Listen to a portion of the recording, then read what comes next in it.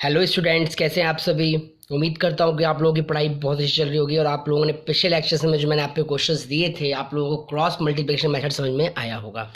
अगर फिर भी आपको उस मेथड में कोई भी क्वेरी होती है बच्चों तो आप मुझसे पूछ सकते हो बिना किसी हेजिटेशन के, बिना किसी हिचकिचाहट के। तो आज की क्लास में हम क्लास 10th के चैप्टर 3 को आगे कंटिन्यू करेंगे। एक्सरसाइज 3.5 हमारी चल रही थी। आज हम वर्ड प्रॉब्लम क्वेश्चन करेंगे बच्चों, ध्यान से समझना। इसमें एक आध क्वेश्चन बहुत इंपॉर्टेंट भी मैं आपको कराऊंगा। ये वीडियो नंबर 8 होने वाली है। जिस बच्चे ने भी पिछले लेक्चर्स नहीं देखे हैं आप पहले पिछले 7 लेक्चर्स देख लीजिए, उसके बाद ये लेक्चर नंबर 8 देखिएगा, आपको ज़्यादा कंफर्टेबल फील होगा। आगे देखिए, अब ये क्वेश्चन क्या कहता है, ध्यान देंगे। कहता है from the linear pair of linear equation in the following problems and find their solution if they exist by any algebraic method. इसका मतलब ये है बच्चों कि आप यहाँ पर कोई भी मेथड लगा सकते हो जो आपको सुटेबल लगे। आपको 3 मेथड अभी तक आते हैं। सबसे पहला मेथड है बच्चों सब्स्टिट्यूशन मेथड, जिसको आप प्रतिस्थापन विधि बोलते हो। दूसरा होता है आपके पास एलिमिनेशन मेथड, जिसको आप विलोपन विधि बोलते हो। तीसरा होता है क्रॉस मल्टीप्लिकेशन मेथड, जिसे आप बीजगणित विधि बोलते हो। इन तीनों में से जो आपको इजी लगता है, सुटेबल लगता है, आप वो मेथड यहाँ पर यूज कर सकते हैं। इन सभी न्यूमेरिकल क्वेश्चंस में मैं आपको इक्वेशंस बनाना सिखाऊंगा, उसके बाद आपको सॉल्व करना है। और जो क्वेश्चन लगेगा मुझे कि हाँ भाई ज़्यादा मोस्ट मुझे करा देना चाहिए, वो मैं आपको पूरा फुल फ्लैश करा दूंगा।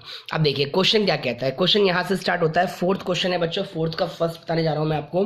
क्वेश्चन क्या कह रहा है, कह रहा है a part of monthly hostel charge is fixed and the remaining depend on the number of days one has taken food in the month.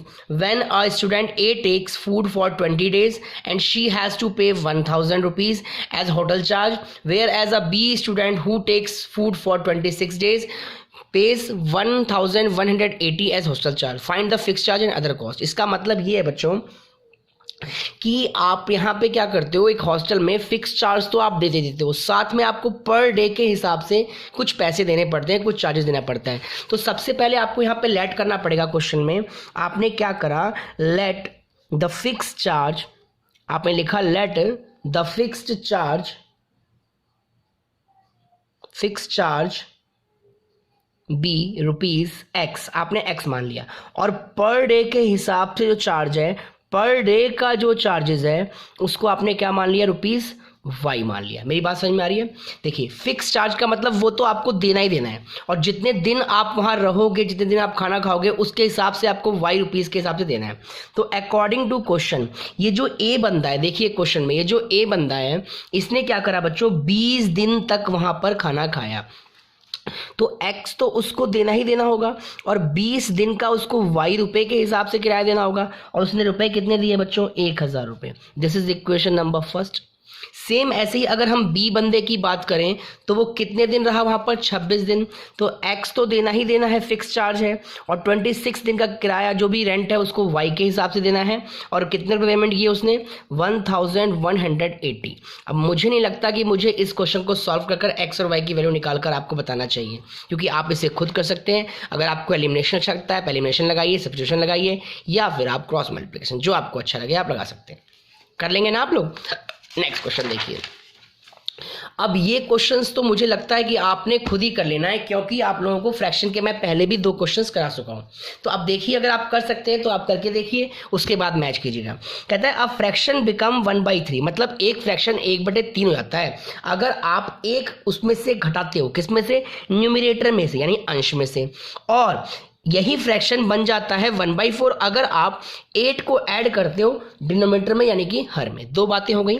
तो सबसे पहले आपने लिखा लेट द फ्रैक्शन, जो फ्रैक्शन होता है उसमें आपने फ्रैक्शन को क्या मान लिया, ऊपर x और नीचे y, इसको भिन्न बोलते हैं। पता है ये न्यूमरेटर है, ये डिनोमिनेटर है, यानी इसको अंश बोलते हैं और इसको हर बोलते हैं। ठीक है। अब according to question case number first क्या बोलता है कि अगर आप न्यूमरेटर में से 1 घटा दो, डिनोमिनेटर में तो आपने कुछ भी नहीं किया ना बच्चों, लेकिन न्यूमरेटर में से आपने क्या करा, 1 घटा दिया, क्वेश्चन में कहा है, तो आपका आंसर 1/3 बन जाता है। अब आप इसे सॉल्व कर लीजिए, तो ये हो गया 3x - 3 इक्वल टू में y। आप इसको इधर ले आएंगे, 3x minus Y equal to में 3। इक्वेशन नंबर फर्स्ट देखिए कैसे, ये y इधर आ गया और ये चीज इधर चली गई, ठीक है। अब इसी का केस नंबर 2 आप करेंगे, देखिए ध्यान से। अब कहता है ये x है और ये y है। क्वेश्चन ने क्या बोला कि अगर ये इट बिकम्स 1/4, मतलब ये 1/4 हो जाता है। ये 1/4 कब होता है, जब आप 8 को ऐड करते हो इसका डिनोमिनेटर में। डिनोमिनेटर क्या होता है, नीचे होता है, तो आपने 8 मल्टीप्लाई प्लस कर दिया। अब यहाँ सॉल्व करा तो 4x इज इक्वल टू में y प्लस 8, तो 4x minus Y equal to में 8। This is equation number second. अब यहाँ से आप x और y की वैल्यू निकाल कर आप यहाँ पर पुटअप कर दीजिए। अब देखिए सबसे ईजी मेथड बता दूं मैं आपको, एलिमिनेशन मेथड होता है। वैसे तो सबके बच्चों की अलग अलग वो है चॉइस है, वो किसी को सब्स्टिट्यूशन अच्छा लगता है। आपको मैं अपनी बता रहा हूँ कि मेरे को सबसे ज़्यादा ईजी लगता है यहाँ पर एलिमिनेशन मेथड, क्योंकि देखिए ये भी माइनस वाई है, ये भी माइनस वाई, दोनों इक्वल है, कुछ नहीं करना, दोनों को सब्ट्रैक्ट कर देना है, आपका आंसर ऑटोमेटिक आ जाएगा। और मान लो अगर इक्वल नहीं होते हैं तो आपको मल्टीप्लाई करना होता है। तो इस हिसाब से आप इन क्वेश्चनों को एक्स और वाई की वैल्यू निकाल कर आप यहाँ पर पुटअप कर देंगे, ठीक है बच्चों। उसके बाद ये फ्रैक्शन लिख दें, क्योंकि इसने आपसे फ्रैक्शन पूछा है। ये नहीं कि आप आंसर लिख दें एक्स इक्वल टू इतना, वाई इक्वल टू इतना, नहीं, उसने आपसे फ्रैक्शन पूछा है, क्या है वो भिन्न, तो आपको रख के बताना पड़ेगा 2/5 या 3/6 जो भी आपका आंसर आएगा, ठीक है। आगे देखिए नेक्स्ट क्वेश्चन। अब नेक्स्ट क्वेश्चन क्या कहता है, नेक्स्ट क्वेश्चन कहता है कि यश ने सिक्योर किए, यश ने स्कोर किए हैं 40 मार्क्स, यश ने 40 मार्क्स स्कोर किए हैं एक टेस्ट में, getting 3 marks for each right answer. अगर वो सही आंसर देता है तो उसको 3 मार्क्स मिलते हैं, ठीक है, और अगर वो गलत आंसर देता है तो उसके 1 मार्क्स कट जाते हैं, ठीक है। ये तो एक केस हो गया। फिर कहता है 4 marks had been awarded for each correct answer. Correct answer पर उसको 4 मार्क्स मिलते हैं और 2 मार्क्स कट जाते हैं गलत आंसर पर, 50 मार्क्स लेके आता है। तो उसने टोटल कितने क्वेश्चन, मतलब टोटल टेस्ट में कितने क्वेश्चन थे। अब यहाँ पे सही भी है और गलत भी है, तो आप यहाँ पर क्या करेंगे, 2 तरह से एज्यूम कर लेंगे। यहाँ पर लिखेंगे लेट यश आंसर x क्वेश्चंस करेक्टली। आपने मान लिया कि यश ने x नंबर जो क्वेश्चन है वो क्या किए, करेक्ट अटेम्प्ट किए हैं, और y क्वेश्चंस क्या किए हैं उसने, इनकरेक्ट किए हैं, ताकि आपको करने में आसानी हो। मेरी बातें क्लियर हो रही हैं। मतलब x क्वेश्चन क्या किए हैं उसने, मतलब सही किए हैं, और y क्वेश्चन क्या किए हैं, गलत किए हैं। कितने क्वेश्चन ये तो हमें पता ही नहीं। अब क्वेश्चन ने क्या बोला, क्वेश्चन ने क्या कहा, उसको जितने भी क्वेश्चन सही हैं, सही क्वेश्चन पर उसको 3 मार्क्स मिलते हैं। तो अकॉर्डिंग टू क्वेश्चन यहाँ लिखना होता है आपको, प्रश्न के अनुसार। तो देखिए ध्यान से, सही क्वेश्चन पर उसको 3 मार्क्स मिले, तो 3 मार्क्स मिल गए, ठीक है। और गलत क्वेश्चन पे उसके 1 मार्क्स कट गए तो माइनस हो जाएगा ना बच्चों, तो इसीलिए y हो जाएगा, और उसे मार्क्स कितने मिले, 40। This is equation number first. हो सकता है कि नहीं हो सकता, ध्यान समझिए दोबारा। देखो उसने जितने आपके सही आंसर दिए, देखो राइट आंसर पर उसे कितने मार्क्स मिले, 3। तो अगर एक क्वेश्चन सही है तो 1 मल्टीप्लाई 3, तो मतलब 3 मिलेगा। 2 क्वेश्चन सही है तो 2 मल्टीप्लाई 3, 6, है ना। इस तरह से आप कर सकते हो। तो वैसे ही 3 मार्क्स है, 3 मार्क्स उसको मिल रहे हैं हर सही पे, 3 मार्क्स मिल रहे हैं सही क्वेश्चन कितने हैं, x, तो मल्टीप्लाई कर दीजिए। वैसे ही 1 मार्क्स कट रहा है तो इसलिए नेगेटिव हो जाएगा बच्चों, तो 1 मल्टीप्लाई करेंगे तो यही पड़ेगा। सेम दूसरा केस क्या होता है, 4 क्वेश्चन वो सही होते हैं, तो 4 सही होते हैं, तो 4 मतलब 4 उसको मिलते हैं मार्क्स सही क्वेश्चनों पर, तो 4x हो गए, और 2 मार्क्स उसके कट जाते हैं गलत पर, तो 2y हो गए, और कुल मिला कितने हो गए, 50। आप इसको छोटा भी कर सकते हो, कैसे, आप 2 कॉमन निकाल लो, या इसको भी सेकंड मान लो, आपकी इच्छा है। आप इसको सेकंड मान के भी कर सकते हो, आप इसे छोटा भी कर सकते हो, जैसा आपको डिपेंड लगे। अगर आप चाहो तो इसे छोटा कैसे करोगे, तो 2 बाहर कॉमन निकालोगे तो बच जाएगा x minus Y equal to में 50। ये 2 से कैंसिल आउट, तो x माइनस, सॉरी यहाँ पर 2x होगा, 2x minus Y equal to में 25। This is equation number second. अब इन दोनों को आप देखिए, आराम से सॉल्व करिए, माइनस वाई एलिमिनेशन लगाइए, सॉल्व करिए, आपके पास आंसर आ जाएगा। और दोनों आंसर को आप ऐड कर देना x और y को, तभी पता चलेगा कितने टेस्ट में क्वेश्चन थे। ये नहीं खाली x और y निकाल के छोड़ देना, दोनों को ऐड करना पड़ेगा, क्योंकि क्वेश्चन ने साफ साफ आपसे पूछा है कितने क्वेश्चन थे। अगला क्वेश्चन देखिए, बहुत ही अच्छा क्वेश्चन है, थोड़ा ध्यान से समझना इस क्वेश्चन को, देखिएगा ध्यान से। कहता है कि place A and B are 100 kilometre apart. इसका मतलब ये है बच्चों, थोड़ा समझा देता हूँ मैं आपको ऐसे।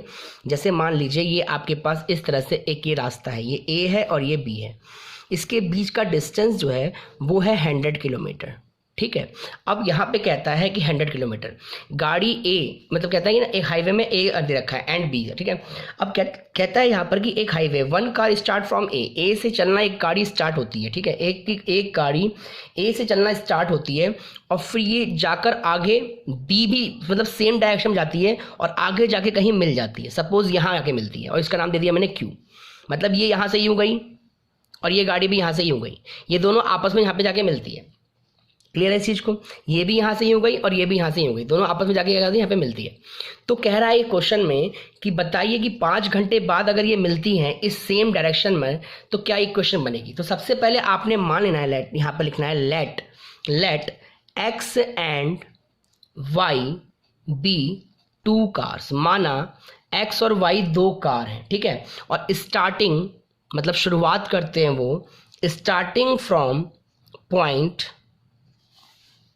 ए एंड बी, मतलब दोनों क्या करते हैं, एक ए से स्टार्ट कर रहा है गाड़ी चलाना और एक बी से स्टार्ट करना है, यानी कि एक्स जो है वो ए से और वाई जो है वो बी से स्टार्ट कर रहा है, ठीक है। और आपने यहाँ पे मान लिया लेट द स्पीड, भैया स्पीड निकालनी है आपको, let the speed of car x, ये जो कार एक्स है ना इसकी स्पीड आपने मान ली एक्स किलोमीटर पर आवर, ठीक है। एंड कार वाई की स्पीड आपने मान ली B Y kilometre per hour. इतनी बातें क्लियर है। आपने कार एक्स की वो डिस्टेंस क्या मान ली, स्पीड क्या मान ली, एक्स किलोमीटर पर आवर, और वाई की मान ली वाई किलोमीटर पर आवर। अब मेरी बात जरा ध्यान देना अच्छे से। अब क्या होता है बच्चों, जैसे आपकी गाड़ी जा रही है गाड़ी, और आपने क्या करा है, इसने साफ साफ कहा है कि डिस्टेंस जो है ना, ये कार जैसे एक्स वाली कार है ये यहाँ से, तो ये यहाँ से ए क्यू तक जाएगी, ठीक है। तो अगर मैं यहाँ से बोलूँ कि एक्स कार की अगर मैं डिस्टेंस की बात करूँ, एक्स की डिस्टेंस है ना, डिस्टेंस की बात करूं मैं, distance travelled by car x, अगर मैं बात करूं कि कार एक्स ने कितना डिस्टेंस ट्रेवल किया, मेरी बात ध्यान देना, कार एक्स ने कितना डिस्टेंस ट्रेवल किया, कार एक्स की बात कर रहे हैं हम, तो यहां से यहां तक ये गया तो ए क्यू, तो ए क्यू हुआ, तो आप डायरेक्ट यहां पे बोल सकते हो कि यहां पर ये 5 घंटे बाद distance travel by car x है ना इन 15 सॉरी कहता है कि डिस्टेंस, क्वेश्चन देखते हैं, देखिए कहता है कि सेम डायरेक्शन में डिफरेंट है, उसके बाद स्पीड है, दे मीट इन 5 आवर, ये 5 घंटे बाद आपस में मिल जाते हैं, ठीक है। तो distance travel by car x की अगर हम बात करते हैं तो यहाँ से यहाँ तक की डिस्टेंस क्या हो जाएगा आपके पास, ए क्यू हो जाएगा। और सेम ऐसे ही कार वाई की बात करते हैं तो ये क्या हो जाएगा आपके पास, बी क्यू हो जाएगा। पहले इतनी बात समझिएगा, ए क्यू हो जाएगा और बी क्यू हो जाएगा, ठीक है। अब अगर मैं ये बात करूं कि 5 घंटे के बाद इनकी बात हो रही है, ठीक है, और डिस्टेंस इन्होंने ट्रैवल किया, डिस्टेंस जो है इनका, डिस्टेंस जो है travel by travel to car X and car Y, इन दोनों ने डिस्टेंस ट्रेवल किया वो 5 घंटे में किया। तो 5 घंटे में किया तो ये 5 एक्स हो जाएगा और ये क्या हो जाएगा, 5 वाई हो जाएगा। क्यों? क्योंकि इसकी जो स्पीड है वो एक्स है और इसकी जो स्पीड है वो वाई है। और आप भी जानते हो कि टाइम बराबर होता है डिस्टेंस अपॉन में स्पीड। तो अगर आपको डिस्टेंस निकालना है तो ये दोनों आपस में क्या हो जाएंगे, मल्टीप्लाई हो जाएंगे। तो 5 घंटे टाइम है और स्पीड इसकी एक्स है तो एक्स किलोमीटर पर आवर, ये मल्टीप्लाई हो गया और ये भी किलोमीटर पर आवर क्या हो गया, मल्टीप्लाई हो गया। इतनी बातें क्लियर। अब आप खुद सोचिए, यहाँ पे डिस्टेंस 100 है तो ये माइनस ये करूंगा तो ये ऑटोमेटिक 100 आएगा ना। तो आप बोल सकते हो यहाँ पर 5x minus 5y equal to में 100। तो x 5 कॉमन निकाल लीजिए तो x minus Y equal to में 20। क्वेश्चन नंबर फर्स्ट, ये फर्स्ट क्वेश्चन हो गया इसी का। अब इसी के अगर सेकंड क्वेश्चन की बात करते हैं, अगर यही यहाँ से अपोजिट डायरेक्शन में जाता है तो भी तो सेम एक आ गया। देखो, if they travel toward each other, एक दूसरे के अगर इसमें जाते हैं तो ये 1 घंटे बाद मिलते हैं। जैसे यहाँ 5 घंटे हैं तो दूसरा केस क्या होगा, अगर ये 1 घंटे बाद मिलेंगे, क्या मिलेंगे, 1 घंटे बाद मिलेंगे, तो आप यहाँ बोलोगे ये तो एक मतलब ये तो क्या था, सेम डायरेक्शन में थे जा रहे थे। अब क्या होगा, यहाँ पे बोलेंगे आप when two cars move in opposite direction का मतलब ये है कि ये दोनों एक दूसरे के विपरीत आ रहे हो, एक इधर से आ रहा हो तो एक इधर से आ रहा हो, दोनों 1 घंटे बाद मिलते हैं। तो 1 घंटे बाद की बात हो रही है यहाँ पर, है ना। तो distance travel by car x क्या होगा, इन 1 आवर। तो आप बोलोगे distance covered by car A in an our, मतलब 1 घंटे में क्या होगा, तो 1 घंटे में क्या होगा, यहाँ देखिए आप डायग्राम को, तो ये ऐसे हो जाएंगे, मान लो सपोज यहाँ पे पी है, तो ये हो जाएगा ए पी, क्या हो जाएगा ये ए पी, तो ए पी हो जाएगा, तो आप डायरेक्ट एक्स ही तो बोलोगे इसको, डायरेक्ट आप इसको एक्स ही तो बोलोगे, एक्स किलोमीटर, ठीक है। और सेम ऐसे ही अगर हम बात करेंगे डिस्टेंस, सॉरी एक्स कार था ना, है ना, distance covered by car Y in an hour, ये भी 1 घंटे की बात हो रही है, तो ये क्या हो जाएगा, ये हो जाएगा यहाँ से बीपी हो जाएगा, क्योंकि डायरेक्शन अपोजिट चेंज हो गया, तो ये क्या हो जाएगा, वाई हो जाएगा। अब चूंकि इन दोनों का मिलाकर ये दोनों मिल रहे हैं, तो इसलिए आप बोलोगे X plus Y equal to में 100। अब इन दोनों को सॉल्व कर कर आप एक्स और वाई की वैल्यू निकाल लेंगे। ये प्लस होकर 100 आया, क्योंकि इन दोनों का सम देखिए ध्यान से, ये यहाँ से यहाँ आया, ये यहाँ से यहाँ आया, इन दोनों का सम क्या होगा, 100 होगा। आप ये क्वेश्चंस करेंगे अच्छे से, पूरा बनाएंगे इस क्वेश्चन को। अगला क्वेश्चन बता रहा हूँ जो कि बहुत बहुत बहुत इंपॉर्टेंट है, ध्यान देंगे अच्छे से। ये क्वेश्चन तो आप स्टार बनाना बच्चों, ये बोर्ड एग्जाम में आया हुआ क्वेश्चन है, वेरी वेरी इंपॉर्टेंट क्वेश्चन है, मैं करा रहा हूँ आपको, ध्यान देंगे अच्छे से। कहता है the area of a rectangle get reduce by 9 square unit, area of rectangle, ठीक है, if length is reduce by 5 unit and breadth is increase by 3 unit. ये क्वेश्चन मैं आपको पूरा कराऊंगा, ध्यान देंगे अच्छे से। सबसे पहले आपने लिखा है यहाँ पर let the length and breadth of rectangle, माना आयत की लंबाई और चौड़ाई आपने क्या मान ली, एक्स एंड वाई, आपने क्या मान ली, एक्स एंड, आपने क्या मानी बच्चों, एक्स एंड वाई, ये मान सकते हैं ना आप, इतना तो कर सकते हैं, माना आयत की लंबाई व चौड़ाई बराबर एक्स एंड वाई यूनिट, आप इतना मान लेते हैं कि आपने एक्स एंड वाई यूनिट मान लिया इन दोनों के, ठीक है। अब क्वेश्चन को आप पता है कि एरिया क्या होता है, आप भी जानते हो कि एरिया ऑफ रेक्टेंगल क्या होता है, यानी आयत का क्षेत्रफल क्या होता है, तो होता है लंबाई गुना में चौड़ाई, यानी कि एक्स वाई हो जाएगा, ठीक है। अब क्वेश्चन के अनुसार देखना बच्चों, क्वेश्चन ने क्या कहा, कहता है क्वेश्चन कहता है, यहां देखिए ध्यान से, कहता है कि द एरिया ऑफ, देखो क्वेश्चन में पूरा पढ़ाता हूं, the area of rectangle get reduce 9 square, यानी ये जो एरिया है, ये जो एक्स वाई है, ये 9 सेंटीमीटर रिड्यूस हो जाता है। कब रिड्यूस होता है, ये रिड्यूस तब होता है जब लेंथ को 5 कम कर दो, ठीक है जी, लेंथ को 5 कम कर दो, मल्टीप्लाई, और ब्रेथ को 3 बढ़ा दो, जो y है उसको 3 बढ़ा दो। अब इसको सॉल्व कर कर आप इक्वेशन बनाएंगे। मेरी बातें क्लियर हुई, क्या बोला क्वेश्चन ने, कि आपने क्या करा, इसको 5 यूनिट कम कर दिया और इसको 3 यूनिट बढ़ा दिया, देखिए साफ साफ बोला गया, ठीक है, बढ़ा दिया जाए तो दोनों बढ़ा, क्योंकि लंबाई गुणा चौड़ाई होता है फॉर्मूला, और यहाँ पे एरिया क्या हो गया, कम हो गया, इसलिए इक्वल टू में लेके चलते गए। अब इन्हें सॉल्व कर लीजिए आप, इसको इससे मल्टीप्लाई किया, this is X Y, plus इसको इससे करा तो 3x, ये यहाँ जाएगा तो माइनस का 5y, ये यहाँ जाएगा तो माइनस का 15, इक्वल टू में एक्स वाई इक्वल माइनस का 9, तो एक्स वाई से एक्स वाई क्या हो गया, कैंसिल आउट, तो यहाँ से इक्वेशन क्या बन गई, 3x minus 5y equal to में माइनस का 9, ये 15 में जाके प्लस हो गया, तो आंसर बन गया 3x minus 5y equal to में 6। This is equation number first. तो ये पहली इक्वेशन आपके पास बन गई, ठीक है बच्चों। अब दूसरी इक्वेशन, दूसरा केस क्या बोलता है, पहला केस तो हो गया, कहता है कि if we increase length 3 unit and breadth 2 unit, यानी कि अगर मैं लेंथ में 3 बढ़ा दूं और ब्रेथ में 2 बढ़ा दूं, चौड़ाई में, तो क्या होता है, तो कहता है जो इसका एरिया है ना, जो एरिया है वो इंक्रीज हो जाता है, कितना, 67।